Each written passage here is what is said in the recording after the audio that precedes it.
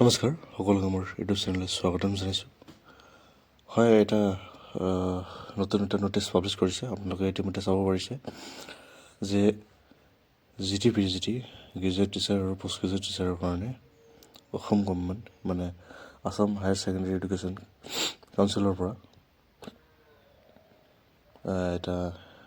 এটা নাম পাব্লিছ কৰিছে বা ন'টিচ পাব্লিছ কৰিছে যে আগন্তুক যি গ্ৰেজুৱেট টিচাৰ আৰু পষ্ট গ্ৰেজুৱেট টিচাৰ ৰিক্ৰুইটমেণ্ট হ'ব লগা আছে অসম গভৰ্ণমেণ্টৰ, তাতে 140 মাৰ্কৰ যি টেট কাম ৰিক্ৰুইটমেণ্ট এক্সাম হ'ব তাৰে কিছুমান চিলেবাছৰ অলপ সাল সলনি কৰিছে।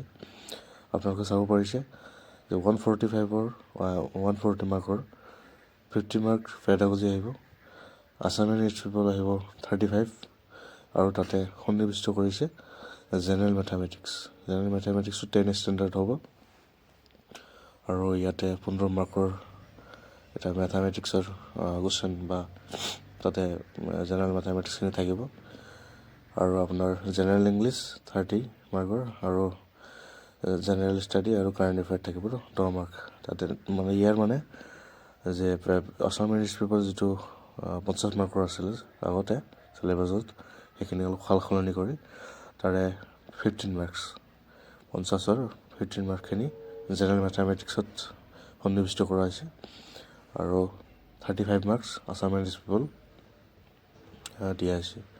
তো আপোনালোকৰ চিলেবাছখিনি আপোনালোকে চাব পাৰিছে যে অহাকালি এই ন'টিচখন পাব্লিছ হৈছে ডাইৰেক্টৰেট অফ ছেকেণ্ডেৰী এডুকেশ্যন কাহিলীৰ পৰা গুৱাহাটীৰ পৰা সেইখিনি পাব্লিছ হৈছে।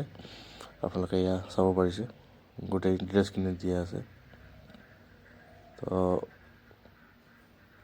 যিহেতু মেথামেটিক্স বা তেনেকুৱা ধৰণৰ আগতে কুৱেশ্যনখিনি বা চিলেবাছত একো নাছিলে, কিন্তু এটা হাইস্কুল বা হায়াৰ ছেকেণ্ডেৰী এক্সামত বা কম্পিটিটিভ এক্সাম এটাত মেথছ থাকিব লাগে।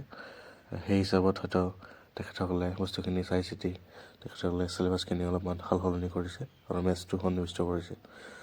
তো সেইটো বহুত এটা ভাল খবৰ ছায়েন্স কেণ্ডিডেটসকলৰ কাৰণে, আৰু যিসকল আৰ্টছৰ কেণ্ডিডেট বা যিখিনি আছে তেখেতসকলৰ কাৰণেও ভাল খবৰ। তেখেতসকলেও অলপ মেথছত ভাল মাৰ্ক পালে সুবিধা হ'ব, যিহেতু 15 মাৰ্ক আছে। 15 মাৰ্কখিনি যদি কৰিব পাৰে বহুত এটা ভাল কামত দিব তেখেতসকলৰ। আৰু যিহেতু নেগেটিভ মাৰ্কিং আছে ছিষ্টেমটো, তো এইবাৰ কাট অফৰ সংখ্যাটো বাকী পিছত এটা ছেপাৰেটকৈ ভিডিঅ' এটা বনাম, কাৰণ অসমত যিহেতু নেগেটিভ মাৰ্ক থকাৰ কাৰণে বহুতখিনি কাট অফ মাৰ্ক এইবাৰ কম হ'ব আৰু কেণ্ডিডেট যিহেতু ইমান এটা নাই। তো আজি ভিডিঅ' সেইখিনিয়ে আছিলে। Thank U.